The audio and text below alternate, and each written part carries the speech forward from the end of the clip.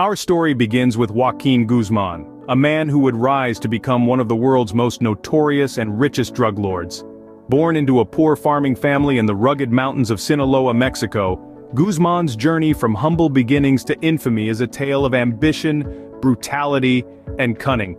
Guzman's life of crime began at an early age. His father, a struggling farmer, introduced him to the illicit drug trade, and by the age of 15 Guzman was already involved in the business. He quickly ascended the ranks, demonstrating a ruthless determination to succeed. His rise to power within the Sinaloa cartel was swift and decisive. Guzman's strategic mind, combined with his capacity for extreme violence, positioned him as a formidable figure in the world of organized crime. His tactics were both brutal and effective. He was known for his use of tunnels to transport drugs across the border, a method that not only evaded law enforcement but also allowed him to outmaneuver rival cartels. Guzman's empire grew exponentially. He controlled vast territories, and his operations spanned the globe, from the Americas to Europe and Asia. His wealth was staggering. At the height of his power, Guzman's net worth was estimated to be over $12 billion, making him one of the richest men in the world. But with great power came great danger. Guzman's position attracted the attention of law enforcement agencies worldwide and made him a target for rival cartels. He lived a life of constant evasion and was known for his elaborate security measures, including a network of informants and a personal army of bodyguards. But even the most powerful figures can fall, and Guzman was no exception. His relentless pursuit of power, combined with his disregard for the law, would eventually lead to his downfall.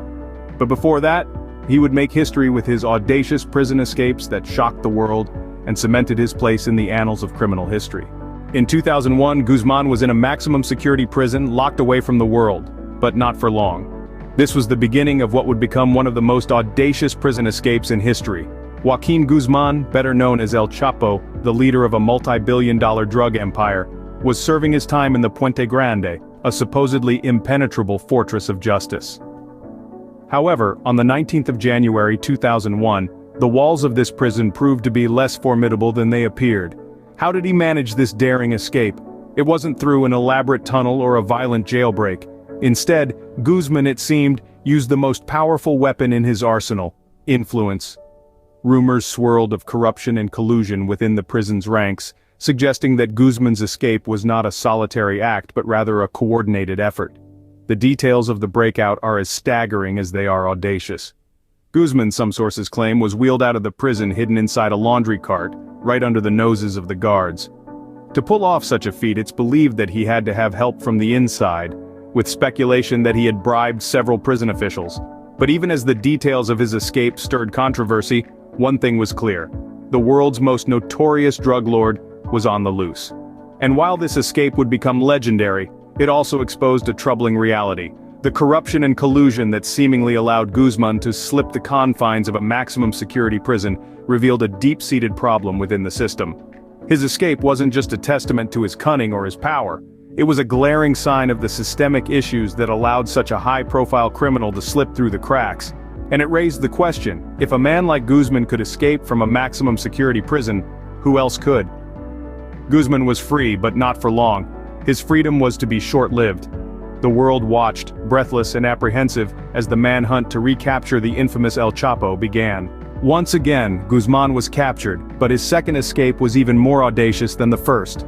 Following his first escape, Guzman was apprehended on February 22, 2014, in a high-stakes operation involving Mexican Marines and U.S. law enforcement. The world's most notorious drug lord was back behind bars, held in a maximum security prison. But El Chapo, the mastermind of evasion, was already devising another escape plan. In less than 2 years, on July 11, 2015, Guzman made his second daring escape. This time, it was through an elaborate tunnel that extended from his cell to a construction site over a mile away. The tunnel, equipped with lighting, ventilation, and even a modified motorcycle on rails for speedy transportation, was a testament to the mind-boggling resources and the unwavering loyalty of his followers. The audacity and sophistication of this escape plan were on a scale rarely seen, even in Hollywood heist films.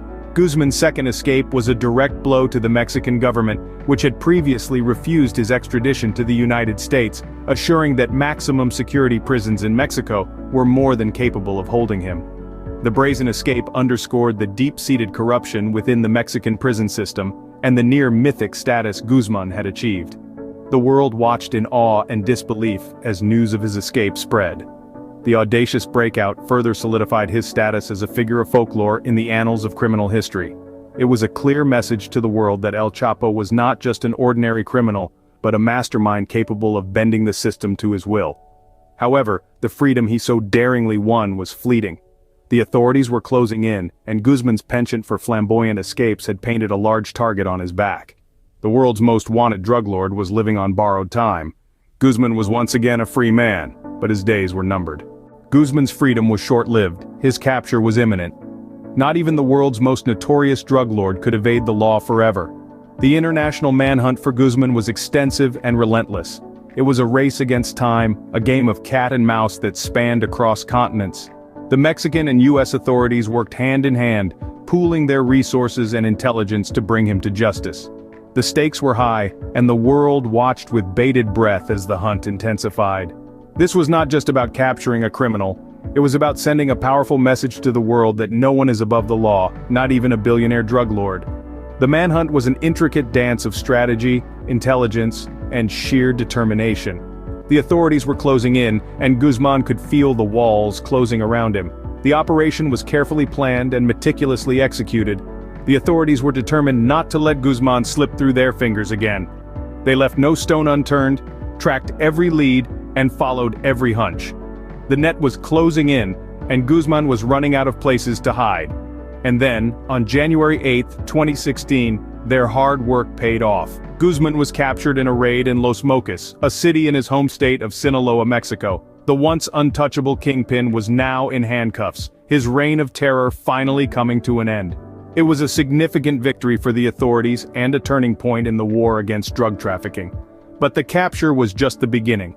Guzman was extradited to the United States, where he would face the full force of the law. His trial would be a spectacle, a testament to the power of justice and the resilience of those who seek it. Guzman was captured, but his story was far from over.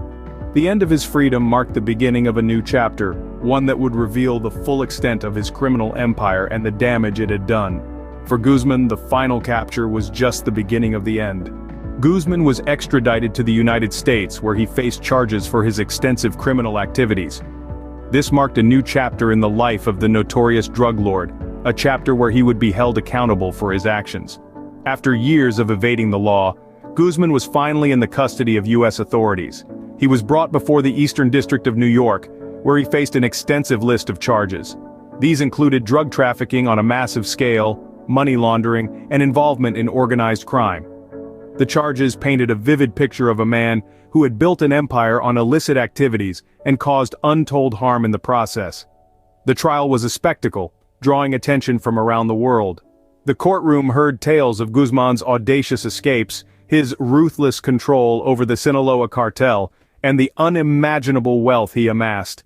It was a narrative that was as captivating as it was horrifying, but this was not a story of admiration, it was a story of justice. The jury, after 6 days of deliberation, found Guzman guilty on all counts. The decision was unanimous. The man once considered untouchable was convicted and sentenced to life imprisonment plus 30 years. The verdict was a testament to the relentless efforts of law enforcement agencies and a powerful statement that no one, not even the world's most powerful drug lord, is above the law. Following the conviction, Guzman was sent to the United States Penitentiary, Administrative Maximum Facility, also known as ADX Florence. Known as the most secure prison in the United States, it was a far cry from the Mexican prisons he had once escaped from. Joaquin Guzman, once the world's most powerful and richest drug lord, was now a prisoner for life. His daring escapes and criminal empire were now just a part of history.